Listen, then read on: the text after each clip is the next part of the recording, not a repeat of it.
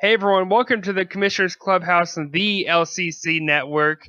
We're in the second half of Week 6. We've all survived Wild Waiver Wednesday, and we are in the thick of it now, heading into the first game of Week 6 in the NFL, the Thursday night games. What's up, Jamison? Waivers weren't very wild this week, it didn't look like. I think we only had 2 in our conference. And then we had a couple ad drops, so nothing crazy. But yeah, I'm excited to talk about this week. We've got on this show, so we've got our stardom situms. We've got your new segment from you, your rookie wrecker. So an IDP rookie that's kind of on the up and up. And then we've got stardom situms, our weekly matchups, and then my locked and loaded guaranteed DE MVP of the week. So it's going to be a little bit shorter for the actual agenda, but we can kind of dive into some of the stuff a little bit more, I think.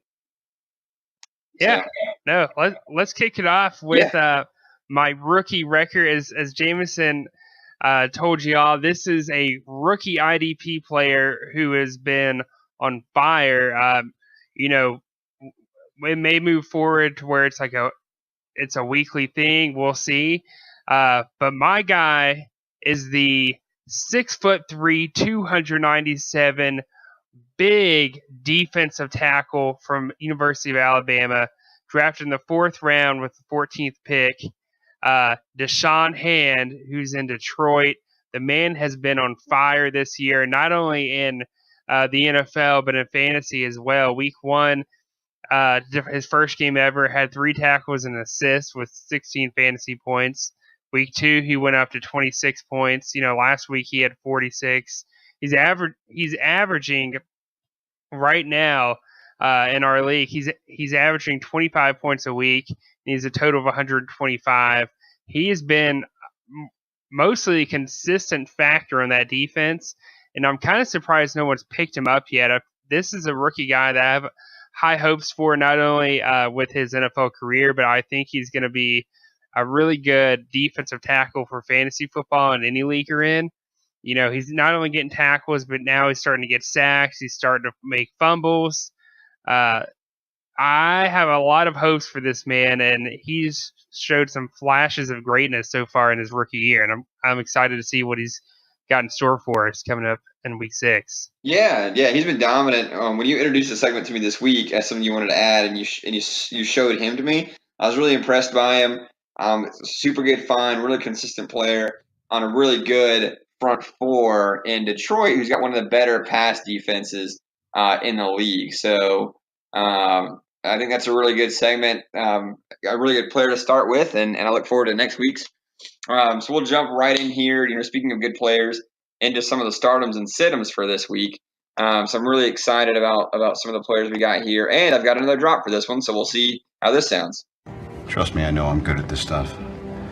Oh yeah, so that's another Iron Man reference there. I found a bunch of those over the weekend and wanted to throw them in there. But so for stardom situm, you want me to go first? You want to go first, or what do you think? Yeah, you kick us off there. Okay, yeah. So I've got James White, the New England running back, more specifically the New England third down pass catching running back, as my start of the week. Last week he had 29 points, if I'm not mistaken. Let me pull up my stats here. 36 fantasy points. Sorry, that must have got adjusted. 36 fantasy points. He's had at least 20 fantasy points every single game this season, and he's averaging 29 points, and he's not even the primary ground running back. They lean on him so heavily in that offense, and I think they're going to do a lot of that this week with Kansas City in town. I would not be surprised if he catches 8 passes, 80 yards, a touchdown, runs the ball a couple times, even at the goal line. He had a couple goal line carries last week, which kind of frustrated me as a Sony Michel owner. But James White is for sure needs to be fired up, and if you can get him because he's going to be dominant all season long. He should have been one of our trade targets. But yeah, look at James White and fire him up if you got him. So who do you got on the offensive side of the ball? Yeah, on the offensive side of the ball, I've got none other than Nyheim Hines. This man is on fire right now. He's on a hot streak. Last week he totaled 90 yards, all-purpose yards with 7 receptions, 15 rushing attempts. He had 9 targets even. He had 31 points in our league, and the week before that he had 44 against the Houston Texans, who have an even better rush defense. And now he's playing against the New York Jets. The Jets obviously are known for their defense, but their front seven, in my opinion, still isn't as good as Houston's. And if Nyheim Hines can just do half of what he did against the Texans, he's going to have a good enough game to justify not only adding him if you don't have him, but plugging him in as a starter if you're looking for a number 2 running back or a flex guy, or maybe you got your starting guy on a bye. He's definitely someone I think that's becoming a must start slowly but surely. Did you say mustard? Mustard, like honey mustard? A must start. Yeah, that might be a good segment down the road or something. Dude, I mean, if you think about mustard, honey mustard is like my favorite kind. So yeah, he's kind of like my honey mustard this week. I mean, so there you go. He's the honey looking mustard really good of the NFL running backs. Only good on certain things. Might forget about him. Sometimes he's your favorite. It just kind of depends on what mood you're in. No, I agree. Andrew Luck, they're going to pass the ball, but it's a lot of. I mean, they're one of the teams that they pass the ball the lowest down the field. They're not chucking it deep like the Falcons do or the Steelers do. It's a lot of dump offs, a lot of short stuff, kind of like what the Giants are doing. And Nyheim Hines is that guy. I mean, Jordan Wilkins is the primary running back. When Marlon Mack's not in the game, which has been a lot this season. So yeah, I agree. I like Nyheim Hines. Fire him up where you got him, and be confident playing him against the Jets defense. So, I'll go ahead and jump in here with my defensive start of the week, and that's Justin Evans. So the Tampa safety, was on a bye last week. Before that, only 16 points. I think he was sitting on a couple of benches last week, but this week they're playing at Atlanta, the 9th passing rated offense in the league. And when he plays good passing offenses, 33 points and 41 points against top 5 offenses with regards to passing. So I see that happening again this week. I wouldn't be shocked if he went out and got 35 or 40 points. So if you got Justin Evans, put him in your starting lineup. They're going to be playing. The Falcons are going to get up, and I don't think they're going to blow the Buccaneers out. So he'll be relevant even if they do run the ball. He's not going to be game scripted out. That's right. So my defensive starter of the week is Mason Foster. And now I know I'm starting to get a reputation of making bold statements in these stardom sit-ems, but someone's got to do it. And my guy is Mason Foster. Middle linebackers right now are averaging roughly 30 points against the Carolina Panther offense because Carolina, not only are they defenses having to worry about Christian McCaffrey, but they're also having to worry about Cam Newton and what he can do on the ground. And I think Mason Foster is going to be in a role where he's having to check down a lot of times, watch for Cam Newton. He's also having to cover the holes that C.J. Anderson might try to bust through and Christian McCaffrey. I think this is a week where you're going to see one of his better weeks this year. Up to this point, he really hasn't done much. Last week, he had 28 against the Saints. Week 3, he had 16. Week 2 was his only good game, in my opinion, was against the Colts. He had 39 points with 8 tackles, 1 tackle for a loss, 4 assists, and a pass defended. I think, he's going to be in a position where he can make that same kind of impact, but against that Carolina offense that somehow is playing off the walls right now with one of the worst offensive lines, in my opinion, in the National Football League. Yeah. Now, are you worried about Zach Brown siphoning away some of the Mason Foster work? It's possible, but I also like Zach Brown this week. I think you could actually last week I was saying the same thing about Telvin Smith and that linebacking core. I feel kind of the same about the Washington Redskins linebacking core. If you can get either those 2 linebackers there, I think you've got potential to get a 30 point plus week out of him, at least. But yeah, okay. No, I could see they'll be kind of duking it out for tackles, but they're going to get a lot of opportunities to make plays though because of the way Carolina runs their offense. Yeah, and I mean if you're a team with a need at linebacker, we're hitting buys, pretty heavily. I know we've got the Saints and the Lions on bye. Do you know any other teams off the top of your head who might be able to buy this week? I know it's those two for sure. I can't think of anybody else. Yeah, I can't think of anyone. Actually, this week there's very few that I know of. Yeah. But we're hitting that kind of trend now. We had buys in week 4 and 5 and now 6. And 7 through 9 is gonna get really, really heavy. Yeah. 9 is one of the worst weeks, at least for me. I'm missing almost my entire starting lineup in week 9 against Cameron. So that's gonna be a rough one. Week 8 and 9 I think is rough for a lot.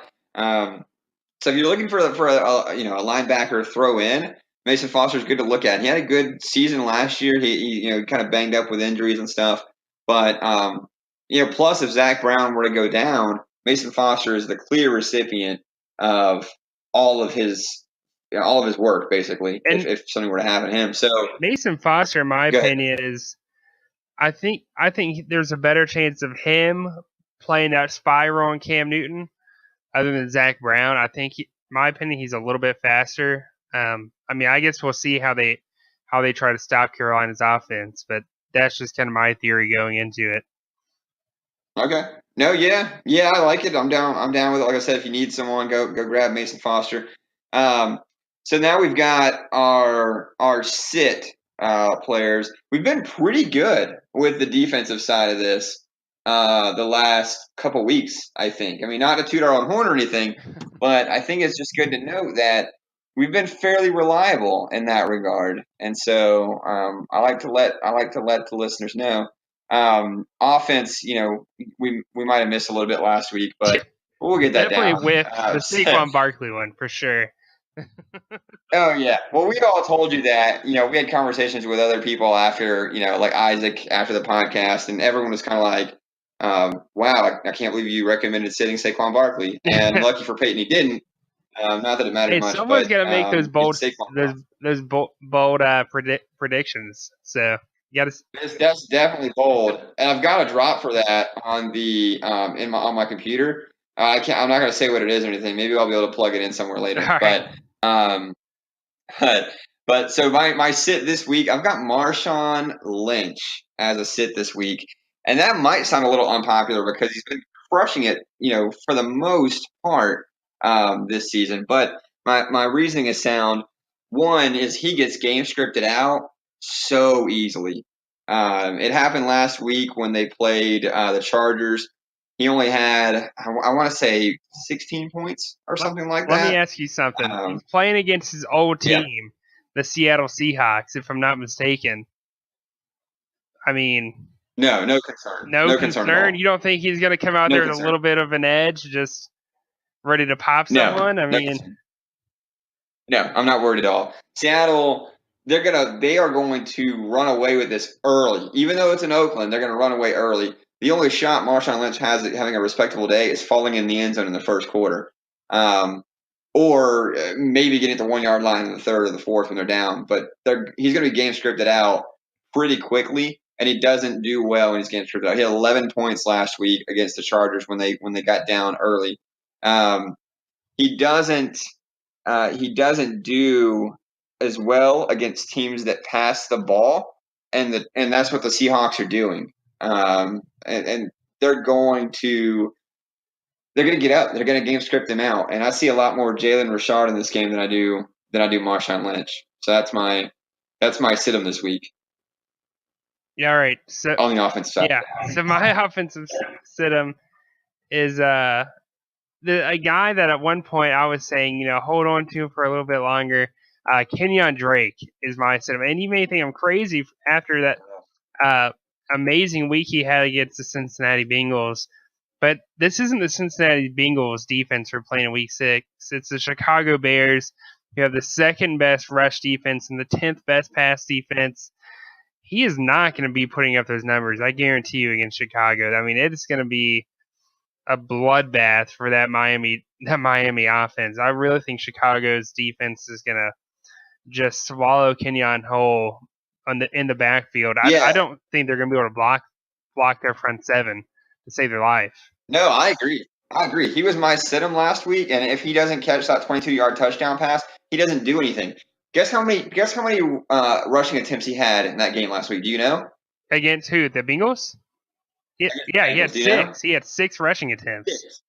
6 rushing attempts, and they led the game until the fourth quarter. They led until the fourth quarter. And he had 6 rushing attempts. He was out-touched by Frank Gore, and I'm going to play this drop because this is definitely applicable to him. I'm a man. I'm 40.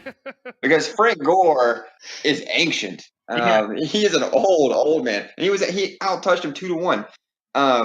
Kenyon Drake is not only a sit, he's a cut. He's completely worthless. You don't know when to play him if you get a decent game from him, and do not be surprised. Don't be convinced with that game that he's worth anything, because he's not. He's not worth anything. I don't believe in Kenyon Drake. I don't believe in the Dolphins at all. The only piece of the Dolphins I want is Rashad Jones, and that's it. That's it. I don't want anybody else. I don't want Kenny Stills. I don't want Ryan Tannehill. I don't want anybody. So, yeah, I completely agree with that, and I don't mean to get all hyped up about it, but I can't stand Kenyon Drake, and I can't stand Adam Gase in Miami for the horrible decision that he made coaching. That's just such a garbage team. The record's pretty solid right now, but I'm with you. I really don't believe in the Miami Dolphins. There's no way those guys make the playoffs. I just don't see it happening. Well, they're 3-2 against cupcake teams. They play the Patriots to get blown out. They play the Bengals to give up a 17-point lead. Kenyon Drake has 14 carries in the last 3 games. 14 but that's carries. Kenyon Drake, in my opinion, is a legitimate NFL running back. But it's kind of like Jordan Howard. They're not using him. For some reason, they will let him rot on the bench the entire game, even if it costs them a win. I mean, you've got a great guy there. Let him play, you know? Exactly. And maybe that's what I meant. I didn't mean to say Kenyon Drake is an awful player. He's an awful fantasy player. No. He's there's no awful fantasy player. But there's no opportunity for him at all. For sure. So not to spend all our time on Kenyon Drake. Damn you, Kenyon. We'll move over to Kenyon got me all riled up. Now I'm all bumbling around and stuff. So I'll flip over to my defensive sit-em, and so I went with Aaron Donald this week. They're playing the Denver Broncos. The Rams are playing the Denver Broncos, and Aaron Donald has not done anything except in week 4 when they played Minnesota. He had 33 points when he got a sack. He might have got a fumble or something too that week, but he's only got 1 game above 14 fantasy points. He's a defensive tackle, which I'm already against when I go to start my defensive line. I want an end. I want someone who's going to get tackles off the edge. I want someone who's going to get chances to sack quarterbacks. Right. And Aaron Donald is not that guy consistently. No, not consistently. He's kind of like the Khalil Mack of defensive tackles. But you think about the Rams front 4, front 7. I mean, teams, they don't know who to double team. You know what I mean? Yeah. Well, that's the problem, is that Ndamukong Suh can siphon off tackles. Yeah. Michael Brockers can siphon off tackles. It's just not anything I want a piece of. And Aaron Donald gets game scripted out because they get up so quickly that teams just pass the ball the rest of the game. So there's no more running up the middle where Aaron Donald can get tackles. It's either a sack. By quarter 2, it's either a sack or nothing. Let me listen. 5, 8, 6, 33, 14. That's his fantasy points this season. So besides week 4, he's been completely worthless. And I don't see that changing against the Broncos. They're going to get down. They're going to throw the ball. Yeah. They're going to dump it out to Phillip Lindsay. So I don't see where there's any way you could start him and be happy about it. So bench Aaron Donald. Maybe look at another week. But in real football, I love Aaron Donald and I love the addition to that defense. But I'm with you. I mean, I've never been a big fan of his in fantasy ever at any point in his career. Or really just defense tackles in general. But no, he's such a high-profile guy that he's receiving so much attention sometimes, at least in the past, that it's hard for him to make the plays needed to make him fantasy relevant. Yeah. Absolutely. So my defensive sit-em is, which actually I don't believe anyone has him on their roster. Oh, nope, take that back. Hunter of Champions does. Minkah Fitzpatrick, the safety from Miami Dolphins, is mine. Yeah. He's coming off a bad week against a high octane offense with the Cincinnati Bengals. Only 4 tackles, a tackle for a loss, in assist. This week, he's got the Chicago Bears, who sure they have a better rushing offense, so you could see him coming down into the box a little bit more. But their passing defense is even worse than the Bengals. So I honestly just don't see how Minkah Fitzpatrick walks away with this better than last week. I think you're going to get low 20s out of him. I'm not saying he's going to drop below that like in week 3 or 2 where he had 11 points against the Jets and 18 against the Raiders. But I think you're going to see like a Tennessee Titan game where he gets 3 tackles, or maybe a Bengals game where he gets 4 tackles. I just don't see him really teeing off against the Bears. Now, if we're fast forwarding to week 7 against the Detroit Lions, sure, I could see him possibly hitting 30, but I just don't see it this week against Chicago. Yeah, and this is the thing. I said it, I don't know, 5 minutes ago. I don't want any Dolphins except Rashad Jones.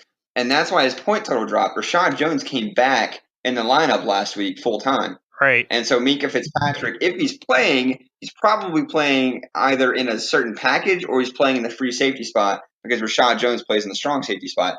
And the free safety spot against the Bears is going to do nothing because the Bears are not going to have to throw it much to beat the Dolphins, I don't believe. And so, I'm just not – I agree. I'm not big on Minkah Fitzpatrick. He's a rookie. Besides the one game where Rashad Jones was out, he hasn't done a whole lot.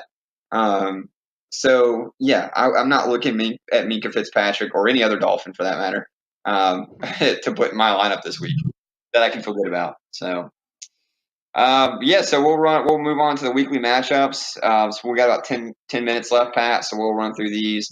If you want to get us kicked off on one of our matchups, maybe in our conference, if you want to start there. Yeah. And then we'll move forward. That sounds good. Let's kick it off with this week's game of the week. And this one might seem a little bit surprised. I know it's surprising for me to say out loud because we never thought he'd be this good. Game of the week this week is Abusement Park, which is Peyton versus Cards fan Mike. These two teams have played each other before. Actually, in week 1 of last year, Mike ended up pulling out a win, 225 to 170. And this is definitely an entirely different Abusement Park team. This team is much better than it was last year, despite the fact that they've been swept by Cameron. And then you have Mike, on the other hand, who has shocked all of us and is at 3-2. And he was swept by Cameron. I mean, not Cameron, Jade. So they kind of have a similar storyline. But this, make no mistake about it, this game is for playoffs. I mean, this game right here, I guarantee you, will be the difference of one of these two teams making it or not making it in because of where they are in their divisions. Yeah, in this game, Mike's actually projected to win right now. Peyton's got 3 players playing on Thursday night. And, I mean, I know it sounds kind of superstitious, but I try to avoid playing a lot of players on Thursday night because they're coming off short rest. Oh, man, I mean, the game Clayton Gathers. Good. It makes me nervous. Clayton Gathers last week with the neck injury. I mean, my God, that almost cost me my game.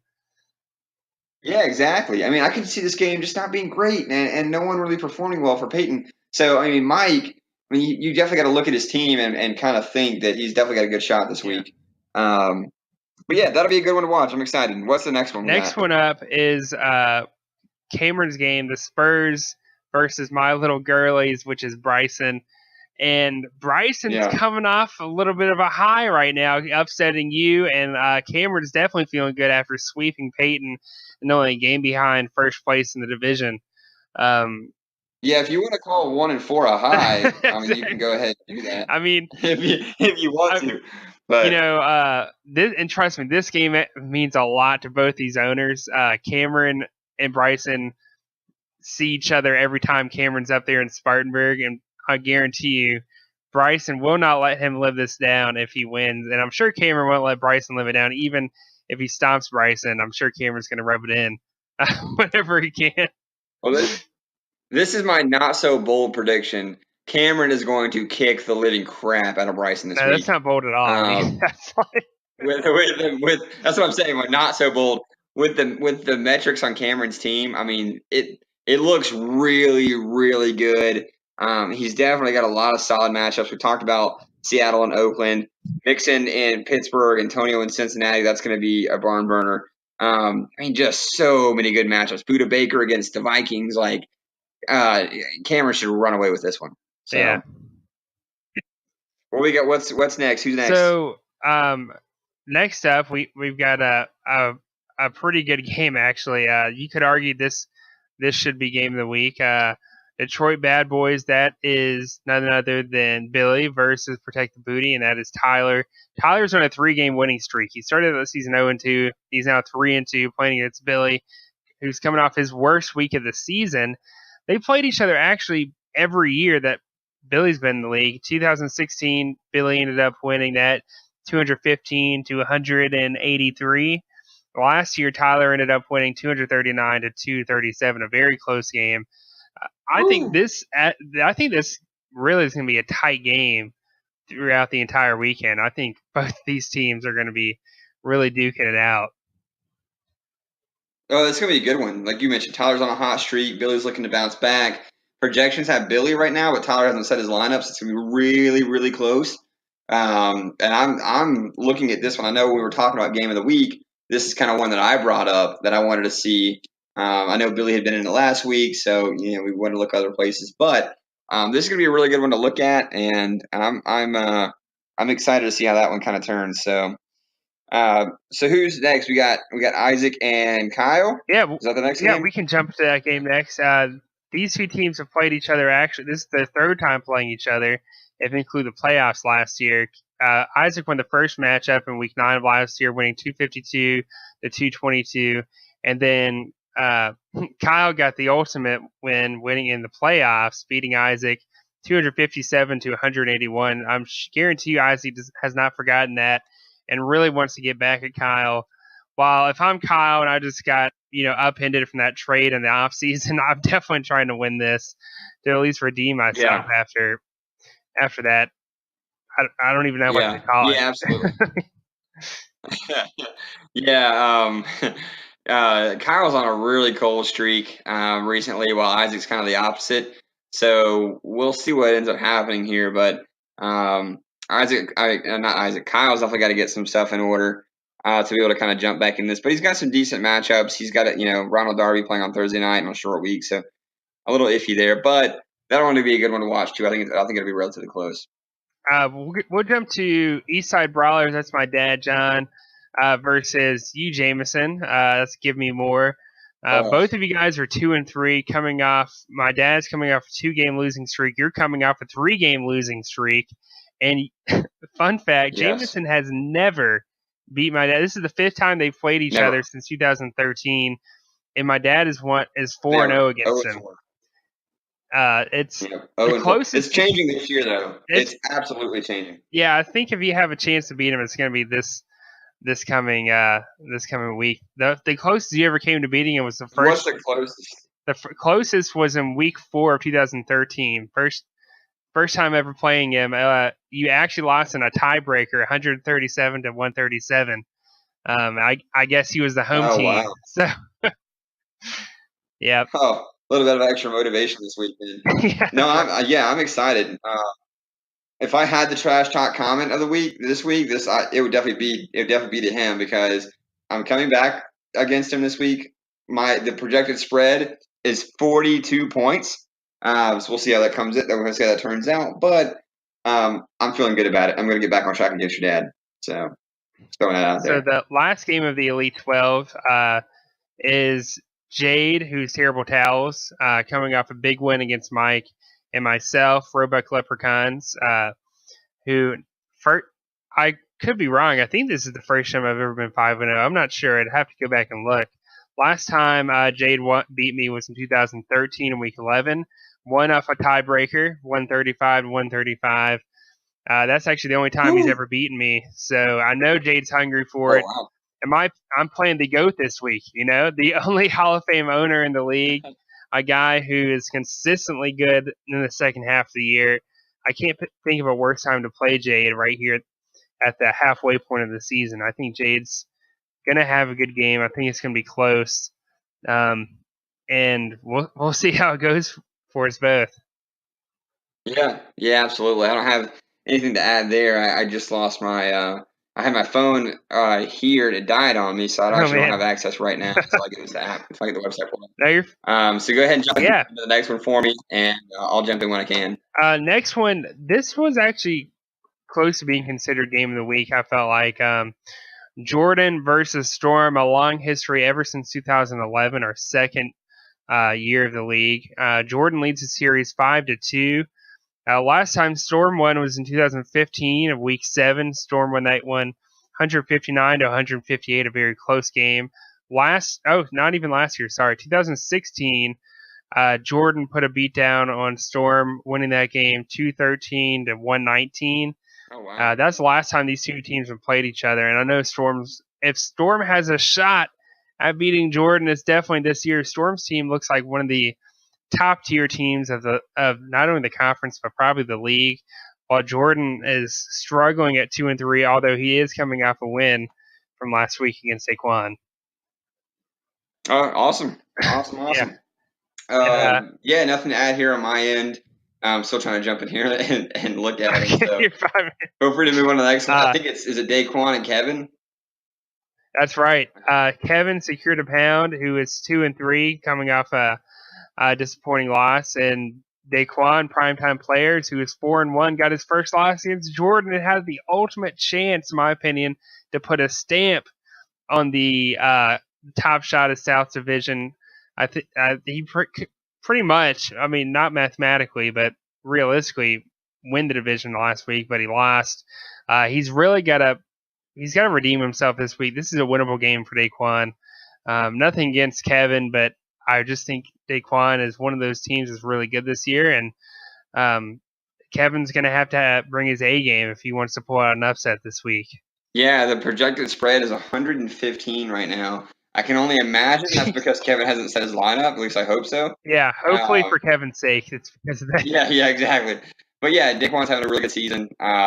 We continue. We predict that to kind of continue moving forward. So not a whole lot there. But who's next? It should be Charles and Cody. Yeah, that's right. Charles who's now 0-5, trying to just get a win, get a dub on the board, man. Coming against one of the best teams in their conference and possibly the league. That's Steel Curtain Cody, who's at 4-1, both coming off a loss. Hey, Cody staggered a little bit after that loss, maybe, but it's easier to come off a loss 4-1 than it is 0-5, I think. Yeah, and Charles has never beaten Cody. He's 0-3 against him. They've actually, last time they played each other was a year ago to the day. Cody won that game 300-224. It's really, Charles has got to get it together. Just maybe he's playing for the first pick in the draft next year. I don't know, but his team is looking rough at the moment. Playing the long ball there. Yeah, Cody, that's a tough game to try to get your first win. So all I can say is good luck to Charles, and I don't envy that position at all. So all right, so Hunter of Champions, Hunter and Abortion Clinic, which is David. Okay. Yep, that's right. So Hunter of Champions, that's Hunter. He's 3-2, coming off a win last week. And you've got Abortion Clinic David, who's on a 3-game losing streak, just like you, Jamison. Started out 2-0, has lost 3 in a row. Last time these two teams played each other was Week 3 of last year. Hunter of Champions won that 274-224, literally a 50-point spread. David's got to get it together. I mean, he's in a weak division, but he's really needs to kick it in gear if he wants to be able to have a shot at making the playoffs. Well, I don't think he set his lineup last week, so he's really got to do that. Jump in there, especially against Hunter. He's really got to jump in there and try to make some moves to kind of put himself in position, because he's down. It's a 33-point spread right now, and I'm not sure if they set their lineups or not yet, but he's already starting kind of in the hole, in my opinion. So. Actually, I take that back. No, Abortion Clinic is 2 games behind in his division, behind Storm. I forgot Storm is actually in the top shot as West with him. Yeah, I mean, Abortion Clinic's 1 game from being last in the division, and this is coming from the guy who won the division last year. Things have got to change for him if he wants to be relevant. So next up, we've got Matt, who is now 1-4, coming off a 3-game losing streak. against Mufali, who's on a 2-game winning streak at 3-2. Really upended. He beat Cody last week. Am I not mistaken about I that? believe that's right. I don't have a ton of access right now. All I can see is the point spreads for this week. But yeah, I think that's right. Yeah, no, it was. He beat him. He beat Cody 312 to 262. That's probably one of the biggest games for him all season. No, this game right here is absolutely huge because Mafali is trying to climb his way to first, while Matt is just trying to save his season at 1-4. They played each other once before in 2014. Mafali won. That was week 6. Mafali won 167 to 124. Matt hasn't played him in a number of years, so I can't think of a better time to get a second win. He needs it. At here. 1-4, now is the time to turn your team around. If you can't, you're gonna have to start thinking about the future. Here after this week. So, last Colby Michael. Colby. All right, moving on. Well, hey, you say that, but Michael is now 1-4. He got his first win. We were all kind of, oh, well, look at that. Michael is not the last team without a win. It's Charles. Michael actually beat. This is crazy. Michael beat Colby last year in week 10, 251 to 146. I mean, that's got to rub Colby the wrong way. It doesn't sound like it, man. Like, yeah, and actually, this is Colby's 4th game in a row of winning. He started out the season 0-1, now 4-1. Michael's, hey, you're 1-4. Things are looking up now. Yeah, you got your first win, right? When you're 1-4, I think that's really the only way you can look is up. I mean, you're already on the ground floor. So, yeah. I mean, I guess that's the positive way to look at it. No, it's fantasy football. Anything can happen. Colby, I think, has the advantage, obviously. But anything can happen. We kind of crapped all over Michael last week and he won. So, it's just fun to see some of those upsets sometimes. So we'll see how this one goes. But is that it for? Yeah. So. Yeah, that's it. That's all the games for this upcoming week. We've got some good ones, and I guarantee some of these games end up shaping the outcome of the regular season, who goes to the postseason, and who's piddling their thumbs while everyone else is still playing. Yeah, absolutely. Before we sign off, I want to do my segment. So we added your segment earlier in the show, and we're going to move that to the review show, week to week. And this is my segment here that we're going to do in this show every week on the second show. This is my locked and loaded, 100% guaranteed DE MVP. Defensive ends don't get any love. So I wanna throw this out there every week with someone you can start. My first one, I had to go with a superstar to make sure I got it right, and so I could kind of build some confidence. So here goes. He wasn't great last week, but this season he's been hot. In week 6, he'd be crazy to not start Texans DE J.J. Watt. So that's who I'm going with this week against the Buffalo Bills. Yeah, rhyme and everything. And that's going to be a pattern week. So that's going to have some thinking, but I'm going to have fun doing it. The Buffalo Bills have a horrendous offensive line with a rookie quarterback. So he should just go completely off on them all day long. It'll be fun for him, not for me. No, I think, J.J. Watt's a good pick, man. I mean, we all know what J.J. Watt's capable of as a defensive end. I mean, that man can be relentless at times. And they're playing the Colts. No, they're playing the Bills this week. The Buffalo Bills. Yeah, the Bills. Line, Josh Allen, running around back there for his life. I'd be shocked if he didn't get at least one sack in this game. And who knows? Maybe he gets a pick or a forced fumble or something else too. So fire him up. Don't be worried about last week. And with that, I am done. We're done with the show. That's all we got. So, yeah, that's all we got. That's all we got for you guys. Again, keep giving us feedback, whether it's good, bad, whatever. Just your thoughts on the show and what you want to see more of, what you may want to see less of. We love to hear that stuff because we can tweak the show and really make it something that everyone enjoys. Absolutely. We want to get to that point where people are, they're involved, they're interactive, that we're doing a lot of what you guys want. You're sending stuff in, we're talking about it. So definitely give us all the feedback you can, and we'll be excited to kind of tailor this to kind of, the experience that you want to that you guys want to have too. So we have fun doing it. But that's it, Pat. You ready to sign off? All right, man. Well, I will. Yeah. Yeah. Best of we luck, will talk everyone. to you guys. Our next show will be early next week with the review for week 6, halfway through the season. Recap some of the stuff that happened, maybe with trades and stuff like that. And we'll talk to you guys later. Bye. See ya.